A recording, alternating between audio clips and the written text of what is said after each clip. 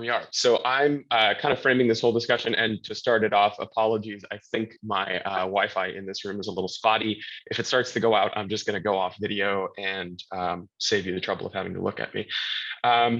So I'm looking at this whole discussion from the perspective of a buyer.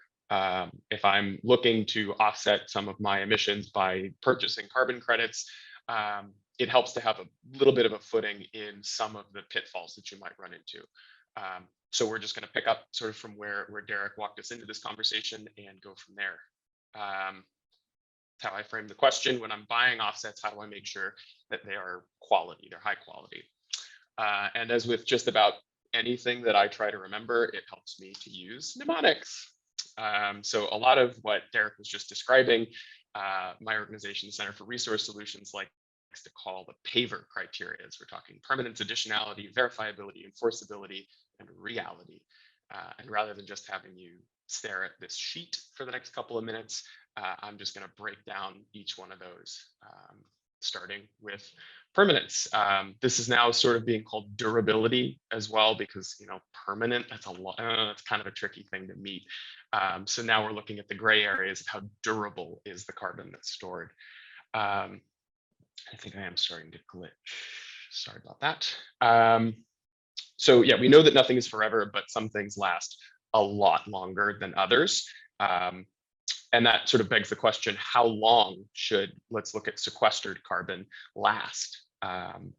So far, the standard in the market has been 100 years. That's sort of the basic timeline that most people try and stick to. But over the past couple of years, we've seen project types coming out that don't quite meet that. They're looking at much shorter timelines, sometimes 10 to 20, 30, 40 years. In terms of guaranteeing how long that carbon is going to be sequestered. And the idea behind that is really that it's really important for us to be sequestering carbon right now, regardless of whether or not we can guarantee it for the next 100 years. If we can keep it out of the atmosphere at this crucial moment, we should start doing that. And just give us a little bit more time to engineer our way out of this problem, which is very human. So that's, a lot of grassland sequestration, agricultural sequestration is starting to come online. And as Derek mentioned, some project types are a lot more prone to permanence issues than others, and he highlighted forestry as being one of those problems. So what a lot of the voluntary registries and even the compliance registries have done is to create what they call buffer pools. They're basically just big old insurance pools of extra credits. Aren't in the case that, hey, I have a forest that I'm using to sequester carbon, but it all burned down and all that carbon was re-released back out into the atmosphere. They keep a separate pot of offset credits that they can retire on that case to try and keep everything at a net level. So it's not perfect, but it's the solutions that we have right now, and I think they do okay. Moving on, talking about additionality. Like Derek said, this one can get really hairy, and I'm not kidding. We could spend all day talking about additionality, so I'm going to try and keep it really simple. A project is additional if it would not have occurred in the absence of the revenues from the carbon offset sale. I think that's the easiest way to get into this question.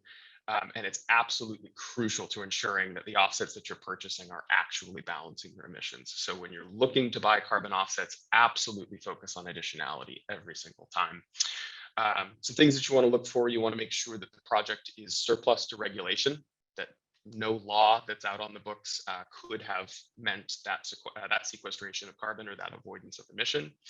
You want to make sure that the revenues that are coming from the carbon offset sale, the sale of the actual credit, is necessary for the project to have existed. So if I was putting up a renewable energy, let's call it a wind plant in Oklahoma, you might have a really hard time proving that that's financially necessary to get carbon offsets credits for it, because the rec market for Oklahoma wind is pretty good. So you might have a stiff climb to prove that it's financially necessary to be selling specifically carbon offsets when another instrument already exists for that.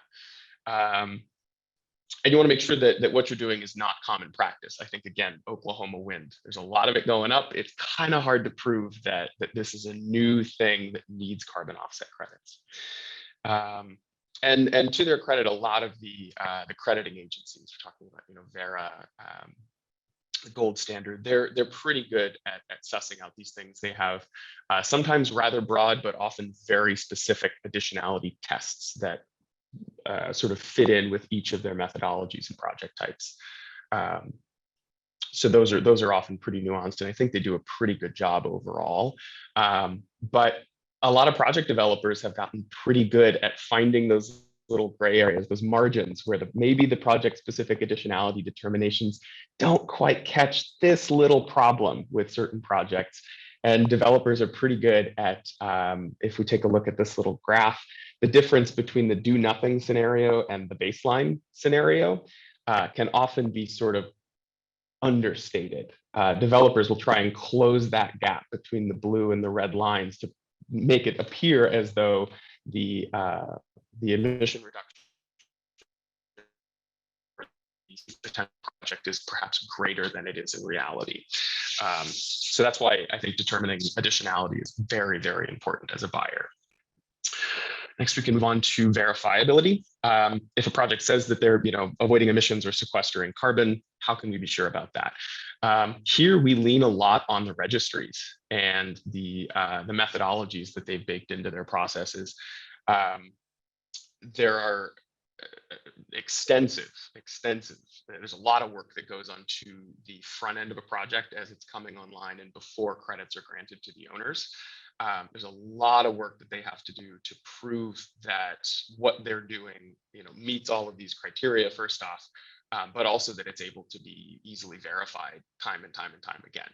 So there's a lot of paperwork that happens up front, and then every few years, it can be 3 years, 5 years, 10 years, depending on the project type. Consultants essentially are going to have to go back out. They're known as VVBs. Are going to have to go back out in the field. In the case of the forestry project, remeasure sample plots, make sure that trees are growing at the rate that they were expected to, and that translates into carbon sequestration at the level that we were expecting. Some project types have a much easier time being verified. We have sort of a methane capture operation up in the corner. That's pretty simple in terms of verification. Are there leaks? Are we losing methane anywhere? And what's the rate that it's coming through the system and either being flared off or utilized?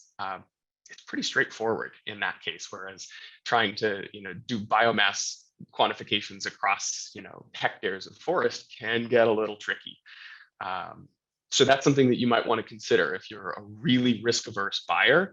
Can you deal with that chance that maybe those trees aren't pulling down carbon at the rate that we thought they were? Maybe it's easier to look for a methane avoidance project. Enforceability, I think this one's pretty quick, but it's really important. Essentially, where are the teeth in this situation? What happens if something goes wrong? It comes down to contracts and the management of contracts. We think of in the voluntary offset space, there's sort of 4 big registries. I call them the big 4. And they're generally pretty good with their contract management. I think Derek could probably speak to that a lot more than I could. But a big blind spot that still exists in this space is ownership claims. Registries are constantly keeping track of who owns credits along a certain chain of custody, but they can't really police who's making claims about that ownership. And we can get to that in a little bit. That's a lot more of what the Greenie Climate Program focuses on. And real. Derek got into this a little bit. I think he's using some slightly different terminology, but we really needed an R to fill out Paver. So we stuck with real. I think of this as being kind of a twofold determination. One being, did this project have a real impact on the atmosphere, on a specific ecosystem, on surrounding communities? Derek got into that a little bit, and that's a pretty subjective determination. That one is probably going to have to be made by you as buyer, unfortunately. Whereas the other is, did this create a real tangible credit?